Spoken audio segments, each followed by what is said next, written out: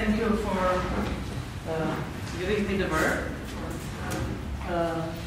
Yes, first of all, I will speak about the idea of all this conference. Because if we look at the sustainable development discourse, we see that time is quite an important topic within it. It started, or not started, but the main impulse was in 1987 with Our Common Future. So the first interest was in somehow developing ideas about future and fulfilling them. Then all of these summits on global level have been held, and all of them very much stress the future orientation or the future aspect in this discourse. For example, they have been ambitious to set Agenda 21, which means agenda for 21st century, and so on. The last one in this world series of conferences was developed a document, The Future We Want. Yes? So it's very future-oriented discourse, while as Mr. Lapka has already said, in 2011 were launched series of these conferences, and they a little bit changed this perspective, and the name of the conferences is Our Common Present. And now, this year, it is an idea to combine all these time perspectives with past, the view from the past.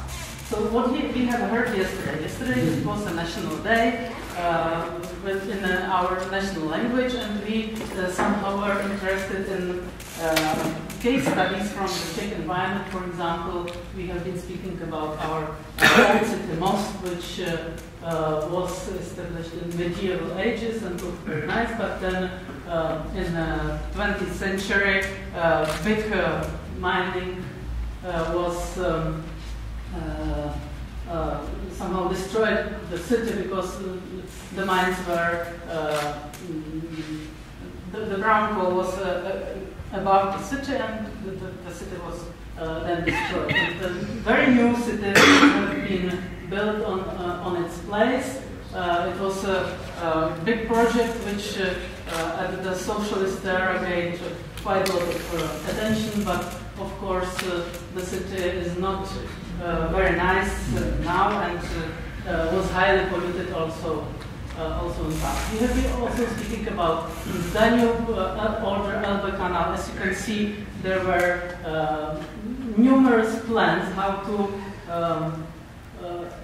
build a big canal which will somehow connect Baltic Sea, Black Sea, and Northern Sea, yes, through these rivers. And it has been repeatedly raised interest in building this canal, and then for some reasons the project was not realized, but the ideas how to build it are still in place, and now our government is discussing with Chinese government how to, or with Chinese businessmen.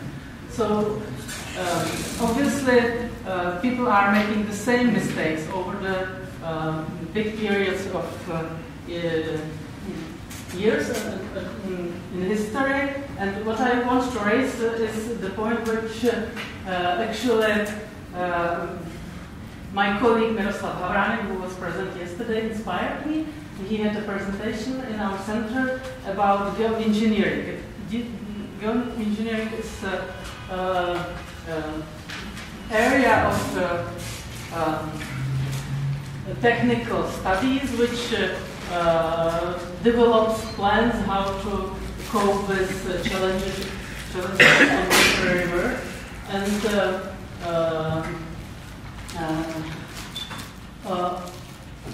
already in 2009 there was a big discussion between different Academy of Sciences in Great Britain, in the United Kingdom, in the United States, about possibilities how to combat climate changes. There are in place several projects how to cope with this big challenge. They are mainly based on albedo modification, which is type of engineering which wants to somehow reflect sunlight from the surface, and thus the amount of sunlight reaching the surface of the earth will be minimized. There are plans for CO2 sequestration, which means that carbon dioxide from large points of sources will be somehow captured and transported to storage site, where it will be deposited.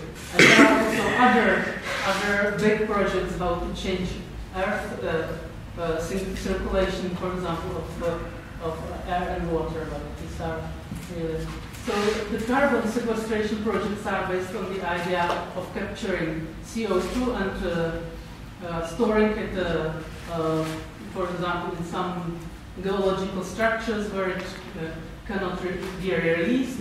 But there are also big plans for atmospheric scrubbing, which means that there will be built big plants which really will take CO2 from the atmosphere.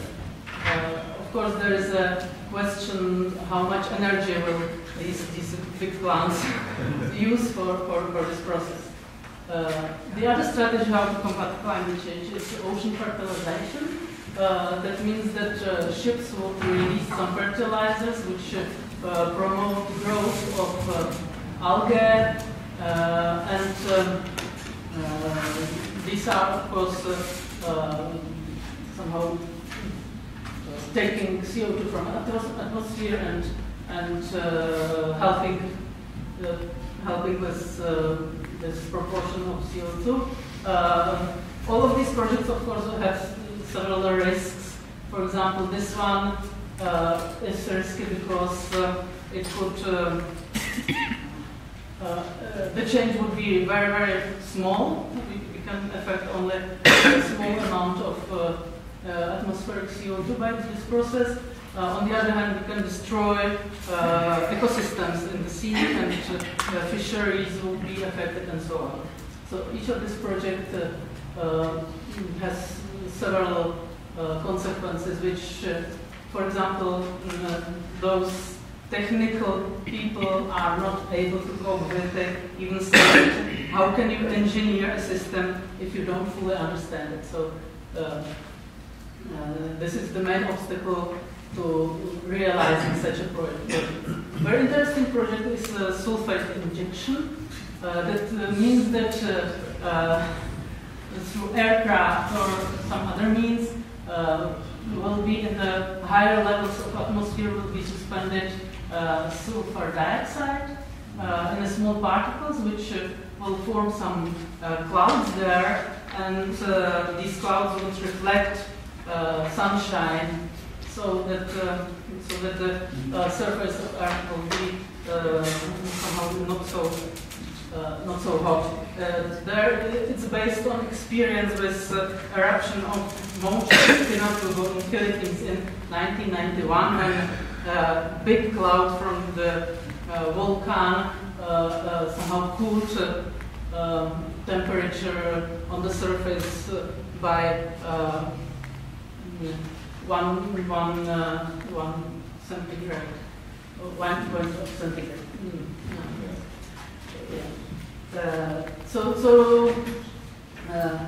This method of cooling of the Earth is relatively cheap, but again, there is no evidence how could it affect atmosphere.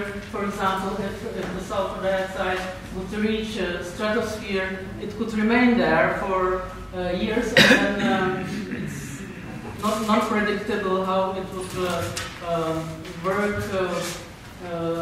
For example, in case that the temperature would not be rising, but on the contrary would be lowering. So there are developed several methods already how to inject aerosol into the atmosphere, and there are also studies how to cope with several interactions of sulfur dioxide with other particles in the atmosphere. So this is really seriously taken. Another project which has been really discussed is to somehow launch disks into the space, and that they would reflect incoming sunlight, so that the surface of the Earth would be shadowed a little bit. This is a rather very expensive project, which probably would not be realized, also because it would be very difficult to remove them from the space after all. But it's something which technical people really discuss. Here are some ideas how it could work. All of these projects have been somehow calculated. There is also a project of brightening of clouds. That means that there could be some tiny particles could be released into the clouds, so that they are really very white and would reflect the sunlight in a greater extent than they do actually now. And also experiments how to do this are already in place. And the last one project is to build artificial trees which would cope with carbon dioxide through some chemical reactions, which would be also very expensive, but it's one of the options. I am speaking about all these possibilities because they seem not to be very realistic. Yes, they are science fiction more. In the serious articles about them has been highlighted that these projects are not very probably be implemented, but in case if there are real dangers, real risks associated with climate change, some of the countries could implement them on their own. There are no international regulations, no norms, no international agreements, because nobody takes this seriously. But for example, if there are serious disasters in some of the countries, like Russia, they could easily realize some of these plans, and they would certainly have very global impact on the whole Earth. So I think this is the reason why we need to learn from past, because in the past such big projects and such big plans have been already realized, and we know the consequences. Of course, they were not realized on this level, on this very global level, but we still need to keep this historical memory. So this is one of the reasons which we organized this conference. We made it in a very interdisciplinary way, so that people from different disciplines can discuss it from their own viewpoints. We don't impose our point of view on anyone. We just welcome all of the viewpoints and think about it. So thank you for your attention, and sorry for being so precise, because this is not my field of expertise, but I just wanted to say a few words about our conference.